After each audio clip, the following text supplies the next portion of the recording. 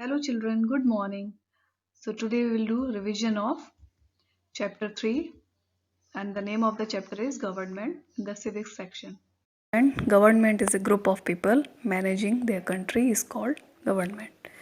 Let us learn about different levels of government in India. In today's class we will discuss this in detail. We have government at national level, that is called central government, and at state level, state government, and we also have local self government in cities, towns, and villages. And there are three main types of government in history of mankind. First type of government is monarchy. In this type of government, a king or queen has absolute power to run their country. In this type of government, people do not have right to choose ruler. Since monarchy is hereditary, the decision making power stayed in one family for generations. So, this form of government is known as absolute monarchy, where the monarch exercises ultimate authority. And the examples are Saudi Arabia is an absolute monarchy, and one more, Bhutan is the neighbor of India. So, Bhutan is having this type of government where a king or a queen has power to run their country. And the other form of government is democracy, which is the most popular form of government in the world. In democracy, the citizens elect their representatives who then form the government. It is the government of the people, by the people, and for the people. And India is the democratic country. So, India is the largest democracy in the world. And the third type of government is dictatorship.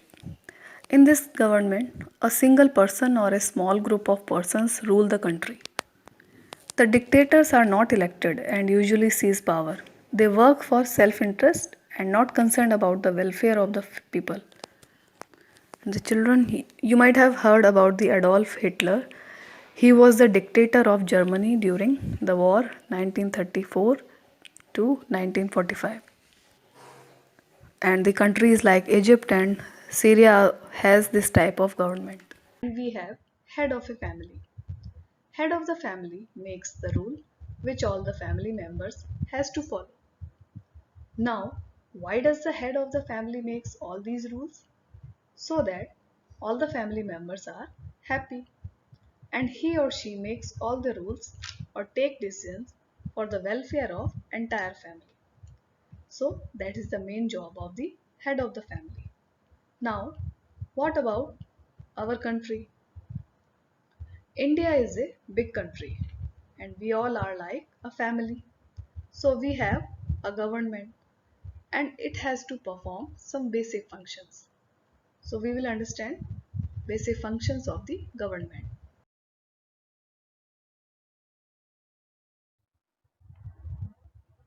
First one, defense security. The primary functions of the government is to provide safety and security to its people and ensure law and order in the country. In addition, the government is also responsible for the defense of the country and protecting the borders from external forces.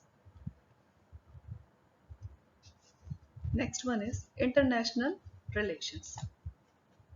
India is our the government makes and keeps good relations with other nations by extending help and support in their times of need and by also following a clean import and export policy. In addition to these, the government also takes care of various other small and big issues.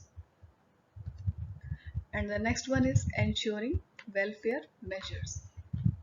It is the function of the government to provide, to plan, organize, and execute welfare acts for its people, like development of policies, building of roads and bridges, improving transport facilities, etc., are taken care of by the government. And the next one is resource management. Management and allocation of natural and human made resources are handled by the government. in such a manner that the end consumers, which are the citizens, reap maximum benefit. Now, next one is organs of the government.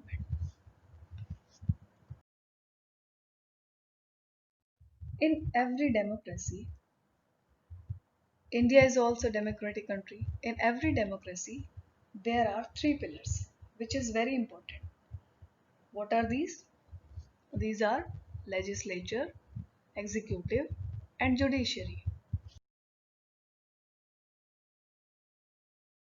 Let us understand what are the functions of these three pillars. Why are these three pillars so important?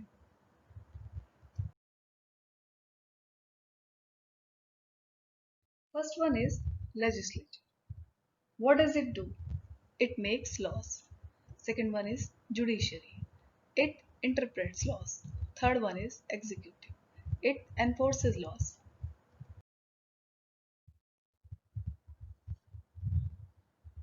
So, the first one is the legislature. It is the law-making body of the government.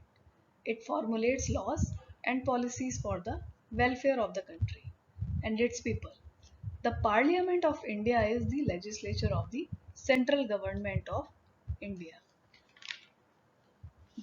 In India, the President of India heads the legislature, and under him is the Parliament of India. And now, next comes the executive. When the laws are made, they need to be executed or implemented. So, executives implement laws. In India, on the basis of this principle, this is the structure which is followed. So it is the president who heads the executive. Under him is the vice president, under him prime minister, under him cabinet minister. So what did you see? Even the legislature and executive is headed by President of India. So the question arises, who is the constitutional head of the government of India? It is the President of India. Now, next one is judiciary. Judiciary has a very important role. Well, it interprets laws and settles disputes. It is the responsibility of judiciary to make sure that all the laws which have been made, they are being followed. So it protects the rights of the people, and the judiciary functions through the network of courts.